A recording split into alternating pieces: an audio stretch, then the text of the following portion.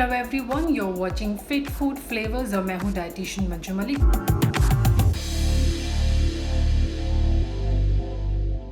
So know your ingredient के आज के एपिसोड में मैं बात करूंगी सौंफ यानी फेनल सीड्स के कंजप्शन के बारे में। गर्मियां आते ही फेनल सीड्स जो हैं उनका कंजप्शन इंक्रीज़ हो जाता है। ये एक ऐसी स्पाइस है और हर्ब है जिसकी तासीर ठंडी होती है। तो किस तरह से आपको डाइट में इंक्लूड करना चाहिए? वेट लॉस के लिए फेनल सीड्स को बहुत इंपॉर्टेंट माना जाता है। बहुत मेडिसिनल प्रॉपर्टीज़ इसकी बताई गई हैं। आयुर्वेद में इसका इस्तेमाल किया जाता है। लेकिन अगर आप इसे सही तरीके से कंज्यूम करेंगे तभी वो जो बेनिफिट्स हैं वो आपको मिलेंगे। तो ये जो वीडियो है इसमें मैं डिस्कस करूँगी mistakes that you should avoid while consuming fennel seeds और कौन से सबसे बेस्ट तरीके हैं फेनल सीड्स को डाइट में इंक्लूड करने के। So India is the largest producer of fennel seeds in the world. अगर मैं न्यूट्रिशन की बात करूँ तो सौंफ जो होती है इट इज़ हाईली न्यूट्रिशियस। इसके अंदर fibre, vitamin C, calcium, magnesium, iron, manganese, copper, zinc and folate जो होता है वो भरपूर मात्रा में होता है। एक छोटी सी झलक देखते हैं इसके हेल्थ बेनिफिट्स की ताकि आप इसे कंज्यूम करने के लिए और ज़्यादा मोटिवेटेड सबसे पहले फील करें। जो सबसे अच्छा फ़ायदा जो इसका होता है ये आपके डाइजेशन के लिए बहुत अच्छी होती है because it is high in fibre. इसके अंदर लेक्सेटिव प्रॉपर्टीज़ होती हैं तो आपकी गट के हेल्थ के लिए, आपके डाइजेस्टिव सिस्टम को और हेल्दी बनाने के लिए, उसे सपोर्ट करने के लिए, इनडाइजेशन जैसे कि गैस, ब्लोटिंग अगर आपको होती है उसे रिड्यूस करने के लिए फेनल सीड्स जो हैं वो बेस्ट हैं अगर डाइट में आप इंक्लूड करेंगे। They increase the production of bile in your body. इसके अलावा ये वाटर रिटेंशन को कम करने के लिए, हार्मोनल बैलेंसिंग के लिए और इम्यूनिटी को भी सपोर्ट करने के लिए इंपॉर्टेंट है। बाकी बेनिफिट्स की बात करूँ तो रेस्पिरेटरी हेल्थ के लिए, एचबी प्रोडक्शन को इंक्रीज करने के लिए, ब्लड प्रेशर को रेगुलेट करने के लिए, बोन की हेल्थ के लिए, ब्लड को प्योरीफाई करने के लिए, ब्रेन की हेल्थ के लिए, आपकी स्किन के लिए, आपकी हेयर के लिए। और जब भी आप इन्हें कंज्यूम करते हैं तो आपके खाने से न्यूट्रिशन के एब्जॉर्प्शन को भी ये इंक्रीज करता है। एक और ये इसका बड़ा बेनिफिट है। इसके अलावा फीमेल्स के लिए मैं हाईली रेकमेंड करती हूँ फेनल सीड्स। अगर आप एक ब्रेस्ट फीडिंग मदर हैं यानी आप एक लैक्टेटिंग मदर हैं तो उसके ब्रेस्ट मिल्क के प्रोडक्शन को ये इंक्रीज़ करने में हेल्प करता है।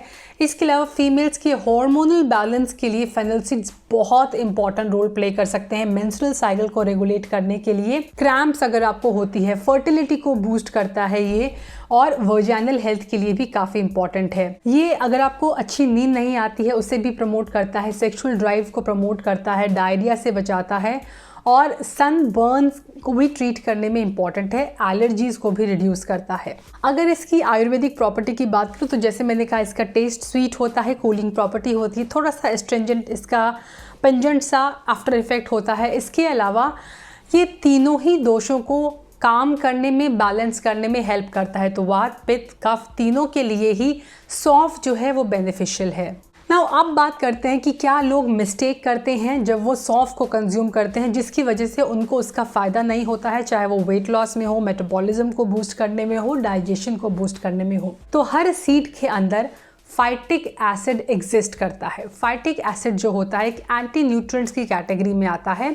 फाइटिक एसिड जो होता है वो आपकी बॉडी के अंदर मिनरल्स के अब्जॉर्प्शन को हिंडर कर सकता है। तो जब भी आप कोई ऐसा फूड खाते हैं जिसके अंदर फाइटिक एसिड होता है तो वो जिंक, कैल्शियम, आयरन जैसे मिनरल्स के अब्जॉर्प्शन को ऑब्स्ट्रक्ट कर सकता है और मिनरल्स की डेफिशिएंसी को भी कॉज कर सकता है। फाइटिक एसिड बेसिकली एक ऐसा कंपाउंड होता है जो स्टोर करता है फॉस्फोरस और फॉस्फेट को जो खाने के अंदर होता है। तो ऐसे में जब भी आप किसी फूड को खाएं जिसके अंदर फाइटिक एसिड हो तो उसका ओपन अप होना बहुत ज़रूरी होता है, उसका खुलना, उसका निकलना फूड से ज़रूरी होता है।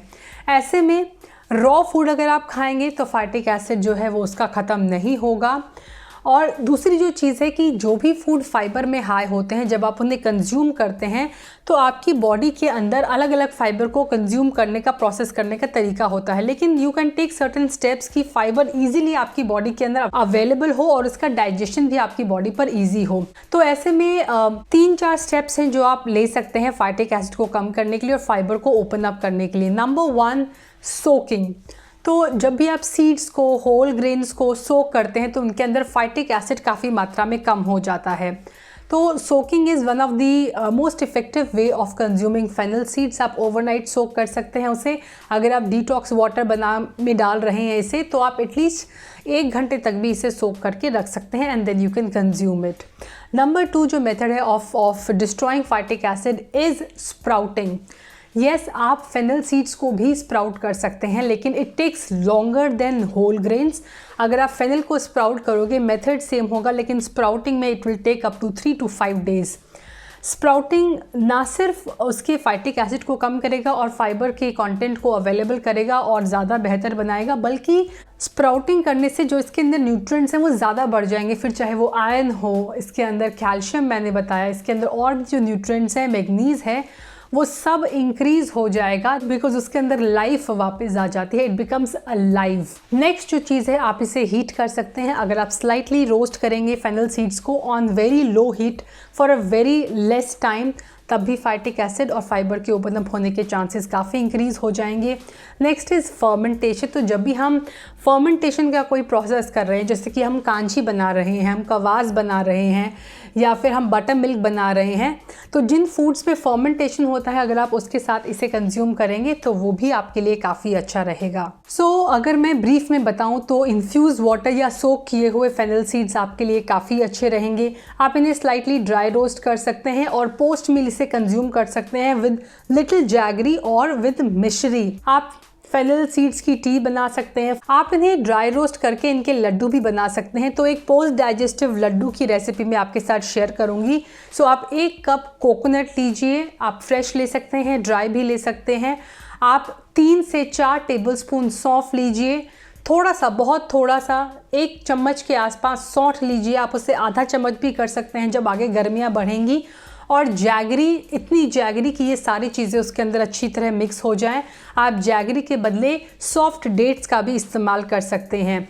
इन सारी चीज़ों को आप मिक्सी में डालिए, आप जैगरी को भी साथ में और सारी चीज़ें, और एक बार आप हिला दीजिए। उससे पहले ड्राई रोस्ट करना ज़रूरी है सौंफ को, and then you can make small balls और आप वो कंज्यूम कर सकते हैं खाने के बाद, जिससे आपका डाइजेशन जो हो वो प्रमोट हो। कई लोगों को मीठा खाने की आदत है, तो वो उसका पर्पस भी सर्व करेंगे, साथ ही डाइजेस्टिव एड की तरह भी काम करेगा ये छोटे छोटे बॉल्स जब भी। लेकिन अगर आप रोस्ट करें तो 2 चीज़ों का आपको ध्यान रखना है। नंबर 1, बहुत बड़े बैच में आप रोस्ट नहीं करेंगे। हीट के कांटेक्ट में आने के बाद धीरे धीरे इनके न्यूट्रिएंट्स कम हो जाते हैं सौंफ के, तो छोटी मात्रा में आप करेंगे इन्हें रोस्ट। एक छोटी बॉटल में उसे भर के रख सकते हैं। आप उसका पाउडर भी बनाकर रख सकते हैं। सौंफ को होल हो, चाहे रोस्टेड या फिर पाउडर हो, उसे आप अपनी प्रिपरेशन में ऐड कर सकते हैं। जैसे अगर आप मीठे पैनकेक्स बना रहे हैं, आप बेकरी का कोई सामान बना रहे हैं, तो उसके डो में आप ऐड कर सकते हैं, उससे भी उसका डाइजेशन इम्प्रूव होगा।